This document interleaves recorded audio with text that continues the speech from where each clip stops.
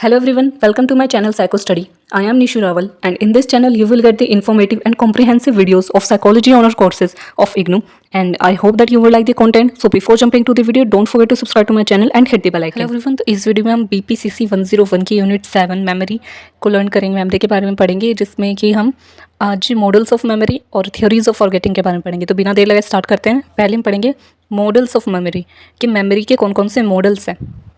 तो कौन कौन से मॉडल्स हैं मेमोरी के? फर्स्ट है the traditional model of memory, जो ट्रेडिशनल मॉडल है मेमोरी का, एक तो वो है।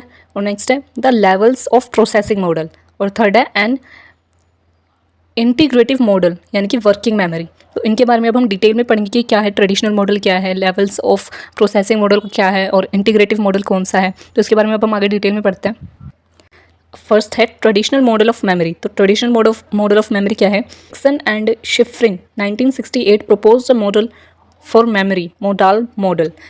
तो ये जो थियरी है, ये जो मॉडल है, ये किसने प्रपोज करा था? एटिक्सन और शिफ्रिन ने 1968 में इन्होंने प्रपोज करा था और इसको नाम दिया था मोडाल मॉडल या फिर स्टेज मॉडल ऑफ मेमोरी। तो ये जो मॉडल है, this model is greatly influenced by the working of computer. और ये जो मॉडल है ना, ये कंप्यूटर की वर्किंग से बहुत ज़्यादा इन्फ्लुएंस हुआ था, बहुत ज़्यादा प्रभावित हुआ था। तो कहने का मतलब ये कि जो कंप्यूटर की जो वर्किंग है ना, उससे काफ़ी ज़्यादा प्रभावित हुआ था, उससे लिया गया था ये। Two types of memory used by computers are, देखो जैसे कंप्यूटर्स में भी हमने पढ़ रखा है, कंप्यूटर में भी दो तरीके की मेमोरी होती है, एक तो RAM और एक होती है ROM, रैंडम एक्सेस मेमोरी और रीड ओनली मेमोरी। तो इससे काफ़ी ज़्यादा प्रभावित हुआ था। इन दो जो टाइप्स हैं, दो टाइप्स की जो मेमोरी है कंप्यूटर में, उससे काफ़ी जो हमारी ह्यूमंस की मेमोरी उसको रिलेट करा गया था इस मॉडल में। RAM is the memory that you use while performing a task at hand। यानी कि RAM क्या है, रैंडम एक्सेस मेमोरी क्या है? ये ऐसी मेमोरी है that you use while performing at a task at hand. यानी कि इस मेमोरी का आप यूज़ तब करते हो जब आप कोई टास्क उसी वक्त परफॉर्म कर रहे हो, उसी वक्त उस मेमोरी का यूज़ करते हो। ROM क्या है? Is that part of memory where you can save all types of files as it has a vast storage capacity. तो रोम क्या है? रीड ओनली मेमोरी कि ये वो मेमोरी का टाइप है जिसमें कि आप बहुत सारी अपनी डिफरेंट फाइल्स को जो है सेव करके रख सकते हो, क्योंकि इसकी स्टोरेज जो कैपेसिटी है वो बहुत ज़्यादा है और हम बाद में उस स्टोरेज का यूज़ करते हैं। तो राम क्या थी कि ये ऐसी मेमोरी है जिसको आप एट हैंड आप यूज़ कर रहे हो, कि अभी आपके पास इन्फॉर्मेशन और आप अभी उसका यूज़ कर रहे हो, ठीक है। और जबकि रोम क्या है कि आप इन्फॉर्मेशन को कहीं पर भी सेव करके रख सकते हो, कहीं पर स्टोर करके रख सकते हो। तो इसकी स्टोरेज कैपेसिटी काफ़ी ज़्यादा कि आप लॉन्ग टर्म में इसका यूज़ कर सको। Atkinson and Shiffrin 1968 proposed that similar to computers we also possess different forms of memory system। इनका मानना ये था, जो एटकिंसन और शिफ्रिन थे, कि जैसे कि कंप्यूटर की वर्किंग होती है ना, कंप्यूटर की मेमोरी वर्किंग होती है, उसी तरीके से हम ह्यूमंस की भी मेमोरी वर्क करती है और हमारे पास भी डिफरेंट टाइप्स होते हैं, डिफरेंट सिस्टम होते हैं मेमोरी के। तो ये मानना था एटकिंसन और शिफ्रिन का कि जिस तरीके से कंप्यूटर की वर्किंग होती है, मेमोरी वर्किंग होती है, उसी तरीके से हमारी भी होती है। ये था ट्रेडिशनल मॉडल। अब किस तरीके कौन से टाइप्स इन्होंने बताए थे, कौन से सिस्टम इन्होंने बताए थे मेमोरी के? इसमें फर्स्ट है सेंसरी मेमोरी, कि एक जो फॉर्म होती है वो होती है सेंसरी मेमोरी की। In this representation of sensory information is stored from a very brief period of time.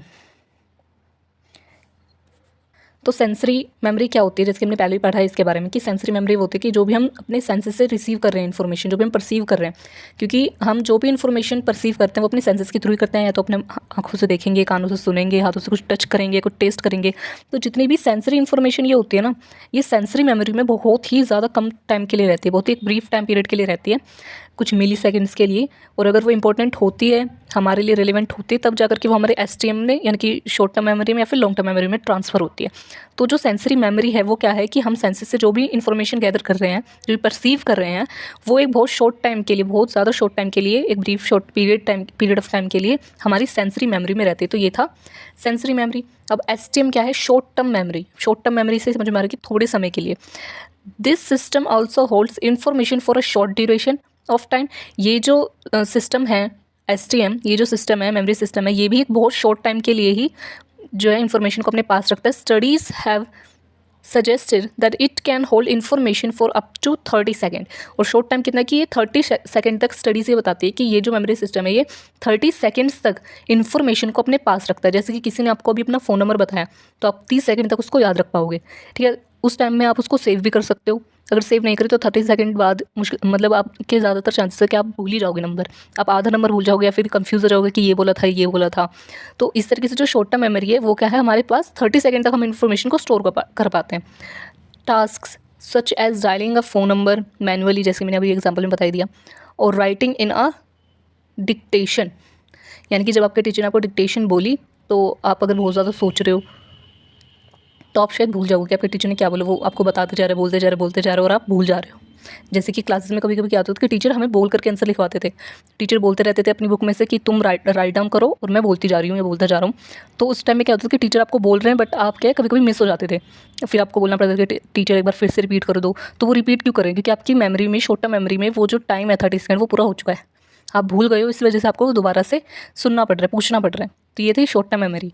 अब लास्ट है LTM यानी कि लॉन्ग टर्म मेमोरी। नाम से पता चल रहा है कि लंबे समय तक इन्फॉर्मेशन इसमें स्टोर रहती है।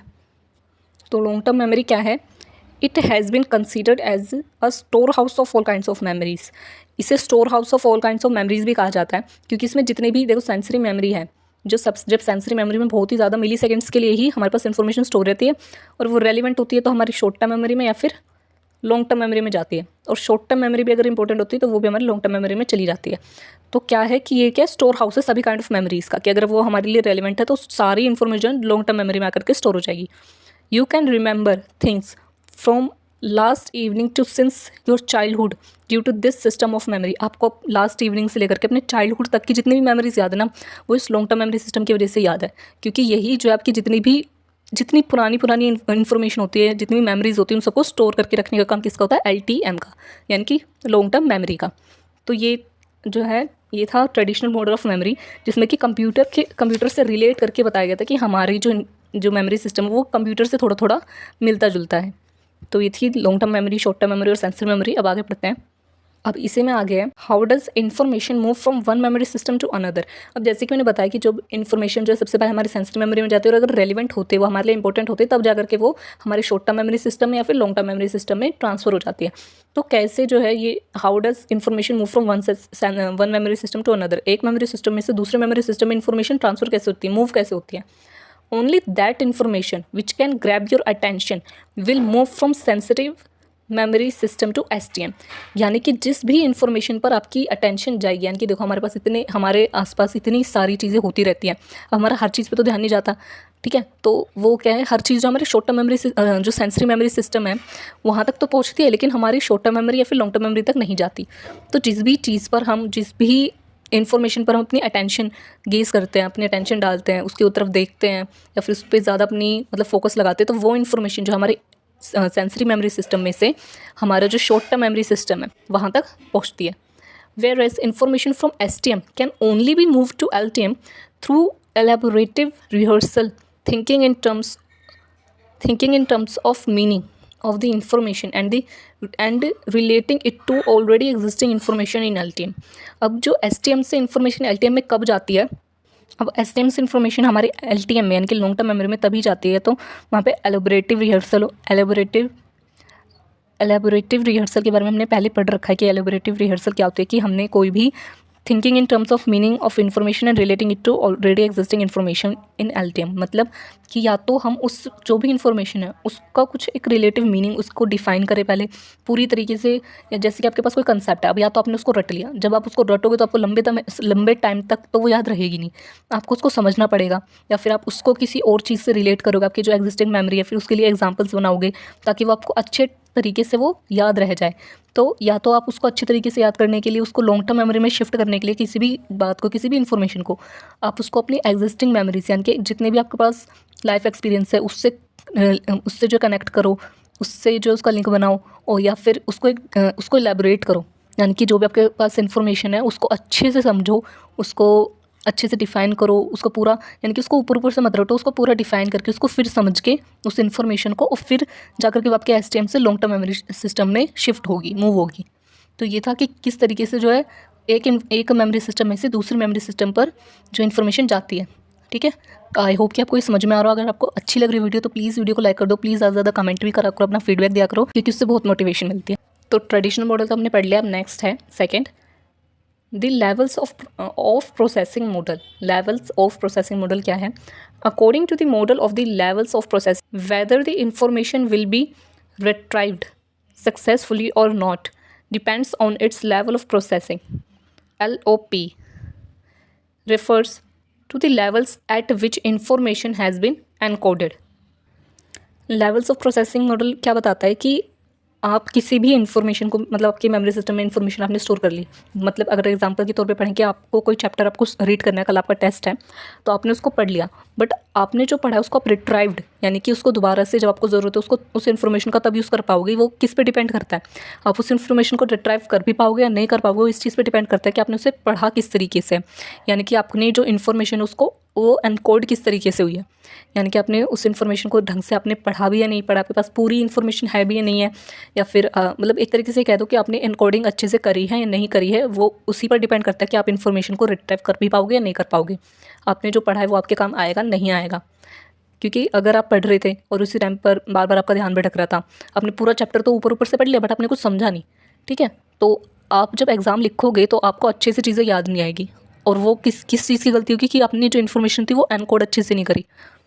Craig and Tulving, I am sorry अगर प्रोनाउंसिएशन गलत हो रही है तो, 1975 है प्रपोज्ड 3 LOP, यानी कि इन दोनों ने 3 जो है लेवल्स ऑफ प्रोसेसिंग बताई थी। और वो क्या थी? First physical structural processing. Physical structural processing क्या है? Encoding of information based on it's physical attributes, यानी कि फिजिकल एट्रीब्यूट्स पर जो भी इंफॉर्मेशन है उसको एनकोडिंग करना, उसकी एनकोडिंग करना।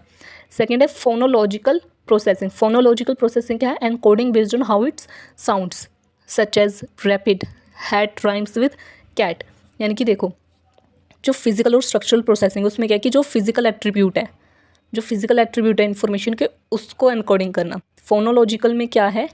फोनोलॉजिकल में साउंड के बेसिस पर उसको एनकोड करना। जैसे कि हैट है, वो कैट से क्या राइम कर रही है, हैट, कैट, रैट, बैट, तो ये क्या फोनोलॉजिकल, ये साउंड के बेसिस पर हमने उसको एनकोडिंग करा है, और यहाँ पर फिजिकल एट्रीब्यूट्स के बेसिस पर हमने उस इन्फॉर्मेशन को एनकोडिंग करा है, उसको स्टोर करा है। थर्ड क्या है? Semantic processing. सिमेंटिक प्रोसेस क्या है? Encoding is done based on it's meaning and concept.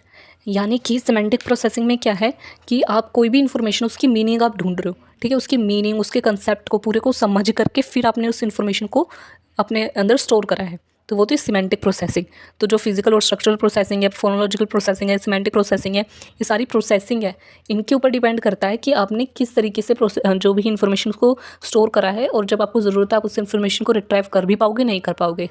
Studies on this model have suggested that the deeper the level of processing the higher will be its probability to be retrieved successfully. जैसे कि वो तो है कि ये studies ये suggest करती है कि जितनी डीपर लेवल पर, जितनी ज़्यादा deeper the level of processing, जितना ज़्यादा डीप होगा LOP, the higher will be the probability to be retrieved successfully. यानी कि आप जितनी डीप लेवल पर जा करके जो इन्फॉर्मेशन है उसको जो है एनकोडिंग करोगे, उसकी एनकोडिंग करोगे, उतनी ज़्यादा आपके चांसेस है कि आपको इन्फॉर्मेशन याद रहेगी, और जब आपको ज़रूरत हो जब आप उसको रिट्राइव कर सकते हो। यानी कि अगर ज़्यादातर क्या होता है कि अगर हम जो इलेबोरेटिव रिहर्सल मेथड होता है, या फिर जैसे कि यहाँ पे सिमेंटिक प्रोसेसिंग है, सिमेंटिक प्रोसेसिंग है जिसमें कि आप समझ करके चीज़ों को लर्न कर रहे हो, तो वो आपको ज़्यादा टाइम तक याद रहेंगी और आप अच्छे से उन्हें रिट्राइव कर सकते हो। जैसे कि एग्जाम्स में भी अगर आपने रट्टा लगा कर गए हो ना, तो वो रट्टा रट्टे जैसे ही काम आएगा, वो तो नहीं लिख कर क्या होगे, जितना आपको थोड़ा थोड़ा ऊपर से याद होगा। अगर एक भी वर्ड आपका मिस हो गया तो आप पूरा आंसर भूल जाओगे, जबकि आप किस चीज़ को समझ करके लर्न करके फिर जाते हो कि उसको पूरे को डिफाइन करके, समझ करके, या फिर एग्जाम्पल से उसको याद करके, तो आपको वो लंबे टाइम तक याद रहेगी। और अगर आप एक दो वर्ड भूल भी जाओगे ना, तो आप अपने आप बना कर भी आंसर लिख सकते हो। तो ये होता है सिमेंटिक प्रोसेसिंग। तो इसी के साथ हमने लेवल्स ऑफ प्रोसेसिंग मॉडल भी कवर कर लिया। अब नेक्स्ट हम पढ़ेंगे थर्ड, एन इंटीग्रेटिव मॉडल। अब इसमें लास्ट मॉडल है एन इंटीग्रेटिव मॉडल, यानी कि वर्किंग मेमोरी क्या है। Studies have suggested that STM is dynamic in nature. जो स्टडीज़ है वो ये सजेस्ट करती हैं, वो ये बताती है कि जो STM यानी कि शॉर्ट टर्म मेमोरी है वो डायनामिक है नेचर में। दैट इज़, इसका क्या मतलब है, it works not just as a store house of information, ये सिर्फ स्टोर हाउस ऑफ इंफॉर्मेशन की तरह ही वर्क नहीं करती, but also responsible for manipulation of incoming information for the completion of a cognitive task. यानी कि जो ये STM है, यानी कि शॉर्ट टर्म मेमोरी, ये सिर्फ एक ही काम नहीं करती है, बहुत सारे काम करती है। यानी कि सिर्फ ये इन्फॉर्मेशन को स्टोर ही नहीं करती है, बल्कि क्या करती है, ये इसलिए भी रिस्पॉन्सिबल होती है कि जो भी इनकमिंग इन्फॉर्मेशन है, कि जो भी इन्फॉर्मेशन आ रही है ना, उसको मैनिपुलेट भी कर सके। For the completion of a cognitive task, एक कॉग्निटिव टास्क को कंप्लीट करने के लिए। यानी कि जैसे कि आपके पास पहले से कोई इन्फॉर्मेशन एग्जिस्ट कर रही है, अब उसी से रिलेटेड आपने कोई और चीज़ देखी है या पढ़ी है, सुनी है, तो आप क्या उसको मैनिपुलेट भी करोगे कि अरे नहीं ये ऐसे नहीं तो ऐसे होता है। मतलब मान लो आपने कोई एक ऐसी कंसेप्ट आपने पढ़ रखा है और आप उसी को सच मान रहे हो। आपने कोई ऐसा कंसेप्ट पढ़ रखा है, आपको कोई आपके पास कोई एक इन्फॉर्मेशन है, आपने वो पढ़ रखी है, आपको उसके बारे में पता है और आप उसी को सच मान रहे हो। अब उसके अलावा अगर आप कुछ और देखोगे या सुनोगे तो आप उसको सच नहीं मानोगे। यानी कि आपने इन्फॉर्मेशन को क्या करा है, मैनिपुलेट करा है। आपने उसको परसीव नहीं करा, उसको लिया नहीं, बल्कि उसको मैनिपुलेट करके लिया कि ये जो भी सामने हो रहा है ये सब झूठ है। ठीक है, तो आपने क्या मैनिपुलेट भी करा है चीज़ों को। इन 1974, Baddeley and Hitch, after incorporating the idea of the LOP, proposed a new model for STM and termed it as working memory। यानी कि जब LOP का आइडिया आ गया था उसके बाद जो बैडले और हिच थे उन्होंने एक नया मॉडल दिया STM के लिए, शॉर्ट टर्म मेमोरी के लिए, और जिसे कहते हैं working memory.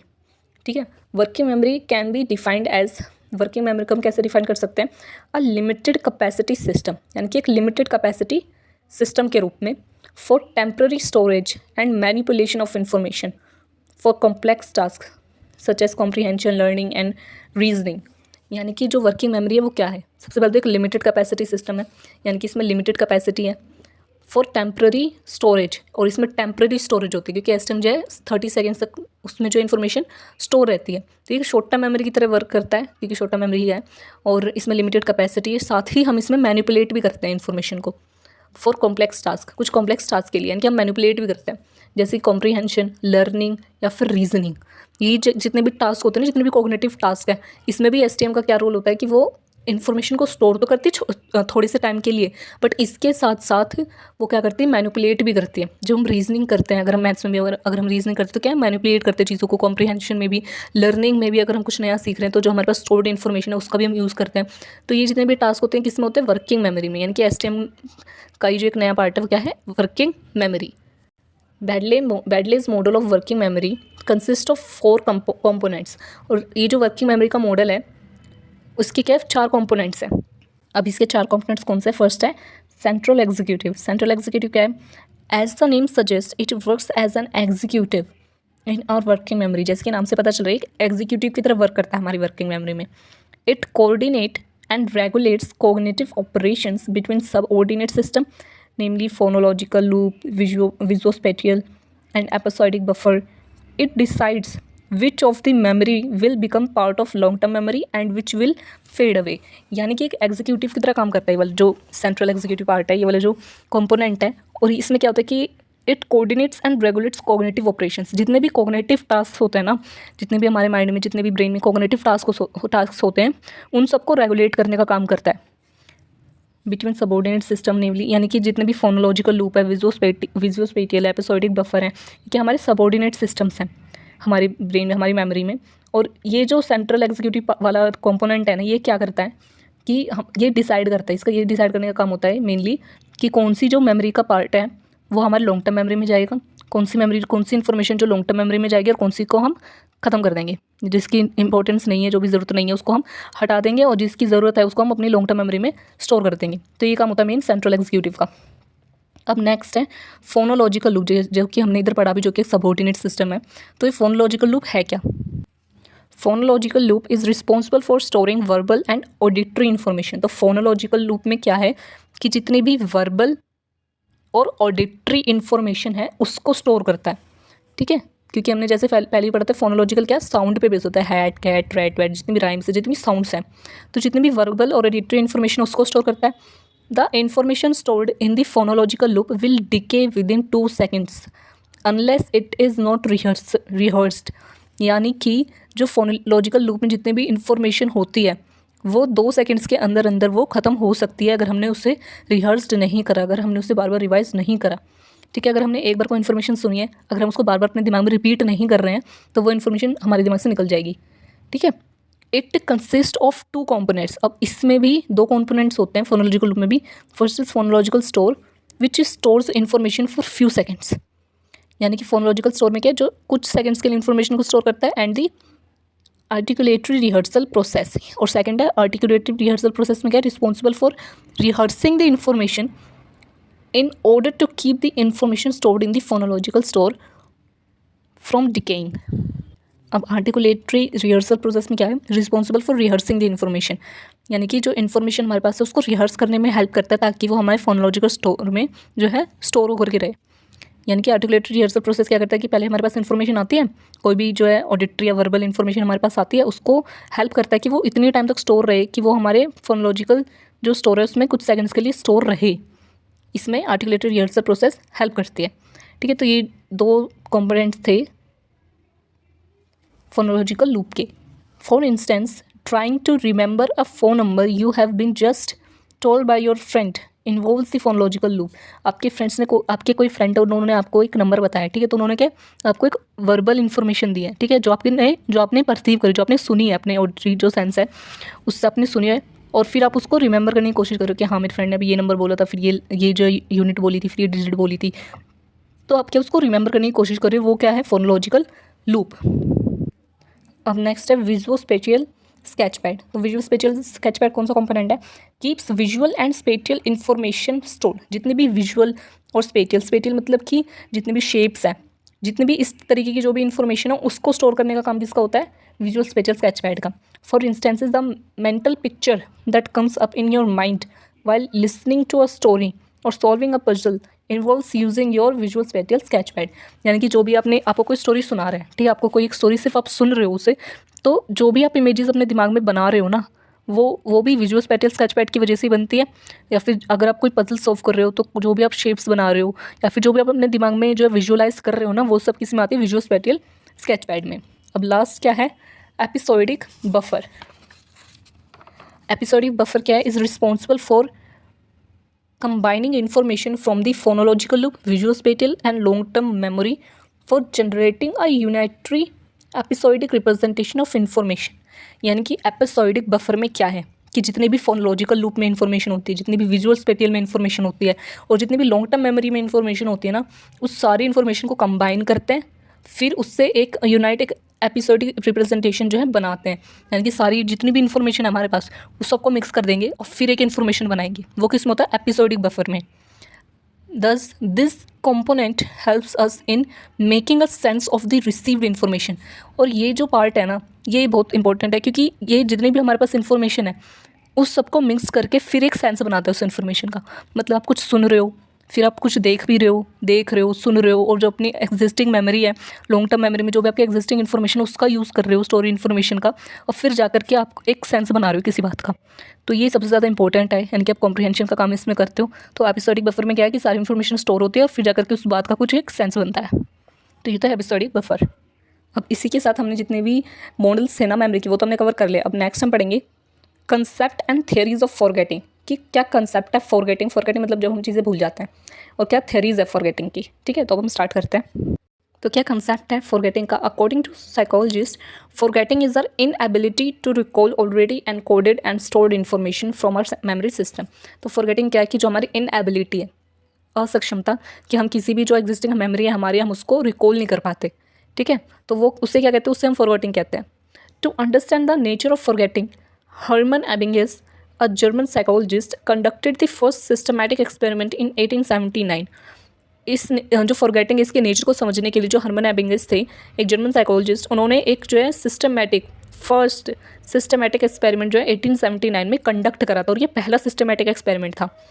He created many CVC means constant vowel constant nonsense syllables such as NAK and PUD and administrated on himself. उन्होंने बहुत सारी जो है CVC बनाए, नॉनसेंस सिलेबस बनाया, जैसे कि NAK और PUD, और इन्होंने ये जितने भी एक्सपेरिमेंट्स थे ना, ये इन्होंने खुद के ऊपर ही कंडक्ट करे थे।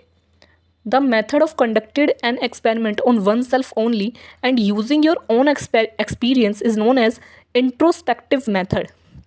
यानी कि जो ये मेथड होता है किसी भी एक्सपेरिमेंट को अपने ऊपर कंडक्ट करना, अपने खुद के ऊपर कंडक्ट करना और अपने एक्सपीरियंसेस का यूज़ करना, उसको बोलते हैं introspective method. To investigate the nature of memory and forgetting, first he memorized list of nonsense syllables until he had reached predefined criteria and then measured the number of syllabi retained by him after a variable time interval।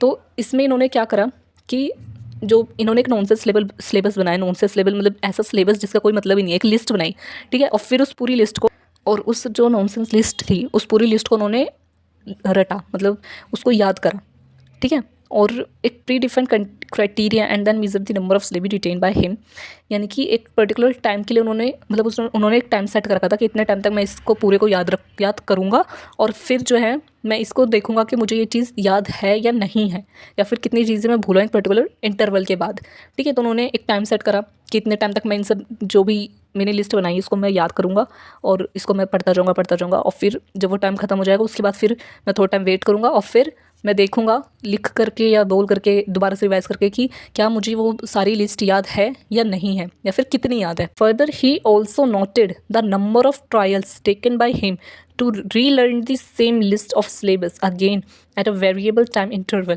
और उन्होंने साथ में ये चीज़ भी note करते गए कि उनको कितना टाइम लगा है पूरी इस लिस्ट को याद करने में, या फिर कितने बार उन्होंने ट्रायल लिया है। वो पहली बार फेल हो गए पूरी उसको लर्न करने में, तो उन्होंने फिर से सेकंड ट्रायल लिया, फिर उसको भी वो नोट करते गए कि हाँ मैंने अब सेकंड ट्रायल लिया है, थर्ड ट्रायल लिया है। तो इस तरीके से उन्होंने पूरी जो एक्सपेरिमेंट था उसको राइट डाउन भी करते गए, साथ के साथ वो राइट डाउन भी करते गए कि उन्होंने कितना इंटरवल में कितनी चीज़ें उन्होंने याद रखी है, कितनी बार उनको ट्रायल देना पड़ा है, और कब कितनी चीज़ें वो भूल गई, मतलब सारी चीज़ें उन्होंने नोट करके रखी।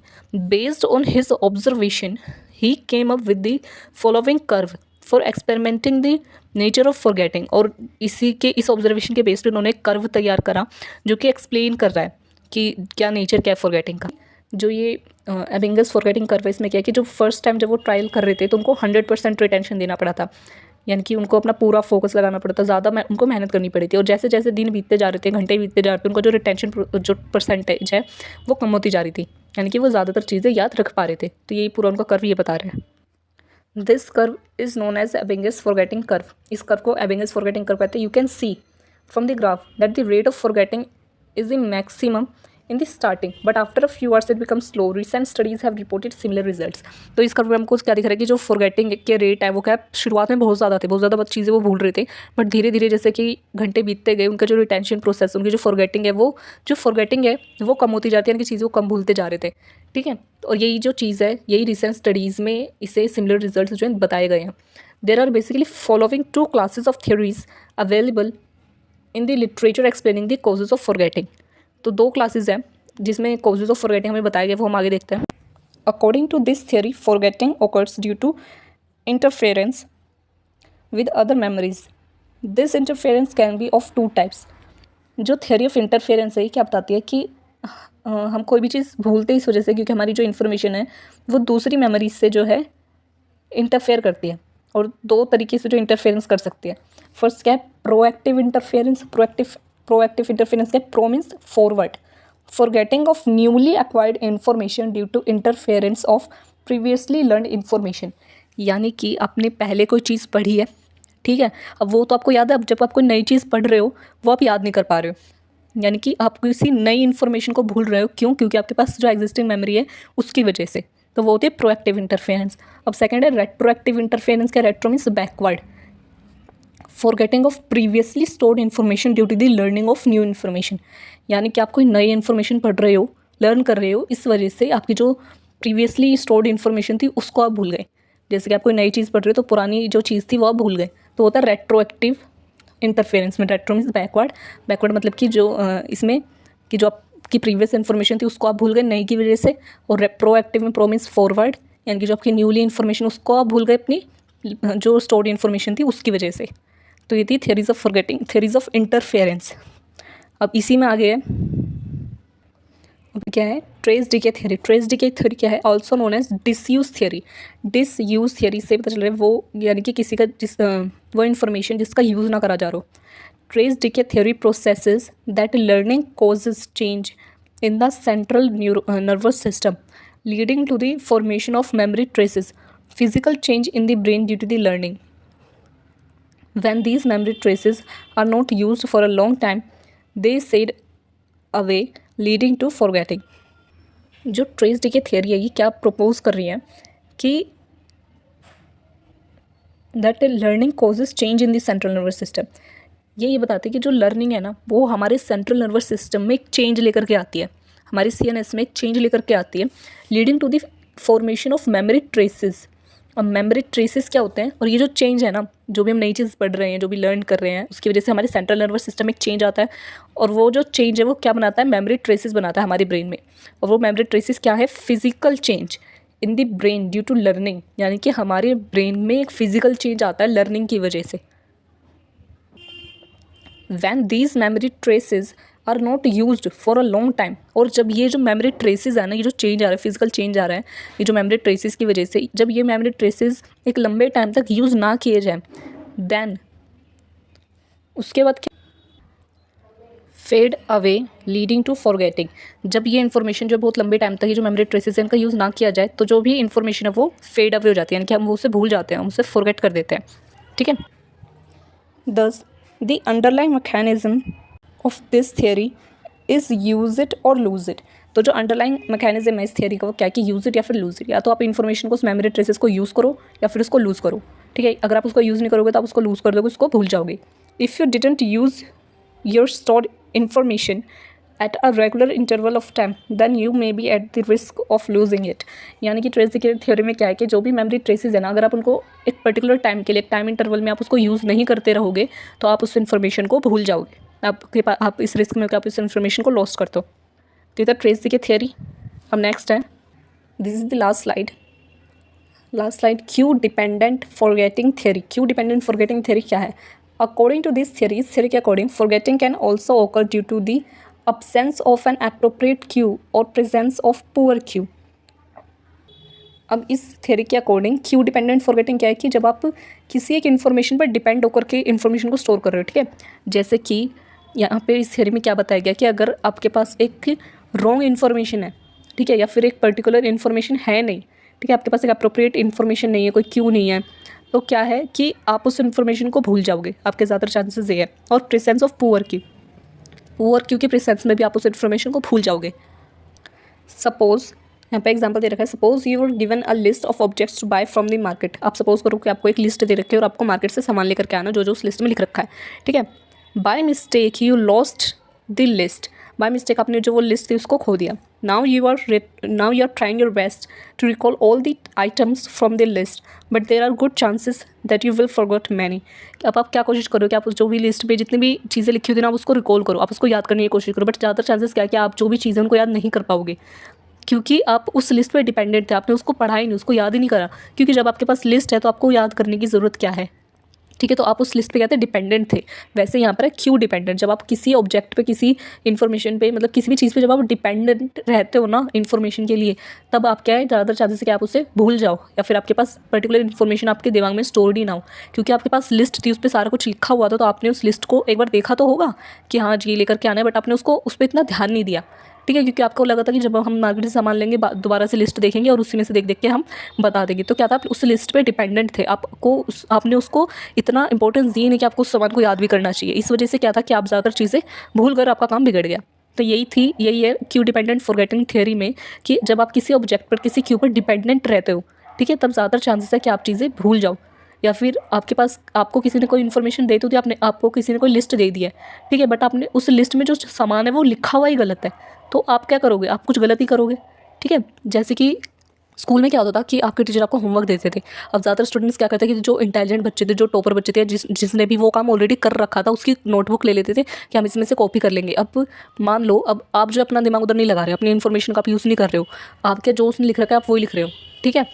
और हो सकता है चांसेस ये भी कि जो उसने लिख रखा है उस स्टूडेंट ने, वो उसने ही गलत लिख रखा है, बट आप उस पर डिपेंडेंट हो ना, आप सोच रहे हो कि ये सही है गलत है, आप बस उसको कॉपी कर रहे हो। तो आपके पास क्या है, एक पुअर क्यू है, एक रॉन्ग क्यू है, बट आप उसी के ऊपर डिपेंडेंट हो और आप अपनी कोई भी इन्फॉर्मेशन का यूज़ नहीं कर रहे हो और आप उसी को लिखते जा रहे हो, ठीक है। और क्या है, आपको बाद में जो है टीचर से डांट ही पड़ेगी, क्योंकि आपने जो है कुछ भी अपना इन्फॉर्मेशन का यूज़ ही नहीं करा, और आप जो है ज़्यादातर चीज़ें बाद में भूल भी जाओगे, क्योंकि आपको पता ही नहीं कि आपने लिख के रखा है, क्योंकि आप उस पर डिपेंडेंट थे।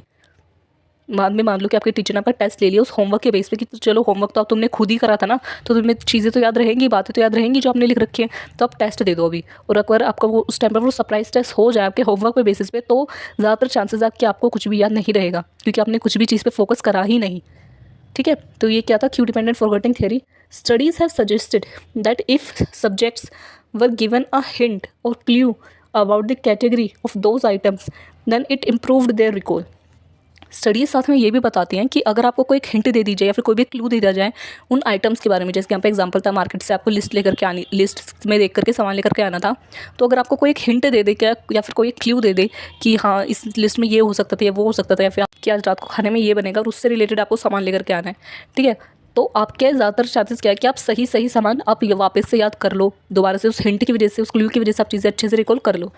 यानी कि क्लू और जो कुछ भी हिंट है वो भी काफ़ी इंपॉर्टेंट रोल प्ले करती है।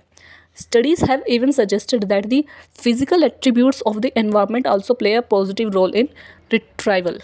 स्टडीज़ ये भी बताती है कि जो फिजिकल एट्रीब्यूट्स हैं एनवायरनमेंट के वो भी एक पॉजिटिव रोल प्ले करते हैं रिट्राइवल में। यानी कि जो आपका एनवायरनमेंट कैसा, आप कहाँ पर हो, क्या कर रहे हो, जो फिजिकल एट्रीब्यूट्स हैं ना एनवायरनमेंट के वो भी काफ़ी इंपॉर्टेंट रोल प्ले करते हैं कि आप चीज़ें कैसे याद कर रहे हो, कैसे नहीं याद कर पा रहे हो। अगर आप अपने एग्जाम देने के लिए बैठे हो, ठीक है, और एग्जाम के टाइम पर जो आपका आसपास का माहौल है उधर इतना ज़्यादा शोर है, बहुत ज़्यादा शोर हो रहा है, तो आपके चांसेस है कि आपको जो याद भी है ना आप उसको भी भूल जाओगे, क्योंकि उधर इतना शोर हो रहा है, इतनी लड़ाई हो रही है, ठीक है, तो आपका ज़्यादातर ध्यान कहाँ जाएगा, उस लड़ाई पर या फिर उस शोर पर ज़्यादा ध्यान जाएगा और आप चीज़ें रिटर्न नहीं कर पाओगे। वहीं पे दूसरी तरफ बहुत ज़्यादा शांत माहौल है, ठीक है, पेड़ पौधे हैं आसपास, चिड़िया चहक रही है, बढ़िया से, मतलब सारा माहौल बहुत अच्छा हो रखा है, तो क्या होगा कि आपके चांसेस है कि आप जो चीज़ें आपको नहीं याद है वो भी आप कोशिश करो कि आपको याद आ जाए, या फिर आप अपनी तरफ से कुछ बना करके लिखो, तो जो एनवायरनमेंट है वो भी एक काफ़ी पॉजिटिव रोल प्ले कर सकता है आपके रिट्राइवल में। तो इसी के साथ जो है ये पूरे पार्ट जो है वीडियो का ख़त्म होता है इधर ही, और आई होप कि आपको जो सारी जो भी स्लाइड्स हैं, सारी जो टॉपिक्स हैं, कंसेप्ट्स हैं, वो आपको अच्छे से समझ में आ गए हों। मॉडल्स ऑफ थ्योरी आपको मॉडल्स ऑफ मेमोरी आपको समझ में आ गई हों। कंसेप्ट क्या है मैम फॉरगेटिंग के, थ्योरीज़ के क्या, थ्योरीज़ कौन कौन से फॉरगेटिंग के वो आपको समझ में आ गई हो। अगर इसके बाद भी कोई भी क्वेरी आपकी किसी भी टॉपिक को लेकर के रह जाती तो आप प्लीज़ मेरे को कमेंट सेक्शन में लिख करके बताओ। साथ ही साथ आप मुझे इंस्टाग्राम पे मुझे फॉलो कर सकते हो। साथ में कमेंट सेक्शन में प्लीज़ आप अपना फीडबैक ज़रूर दिया करें, क्योंकि इससे बहुत ज़्यादा मोटिवेशन मिलती है। वीडियो को ज़्यादा से ज़्यादा लाइक कर दे और चैनल को सब्सक्राइब करना और शेयर करना बिल्कुल भी ना भूलें।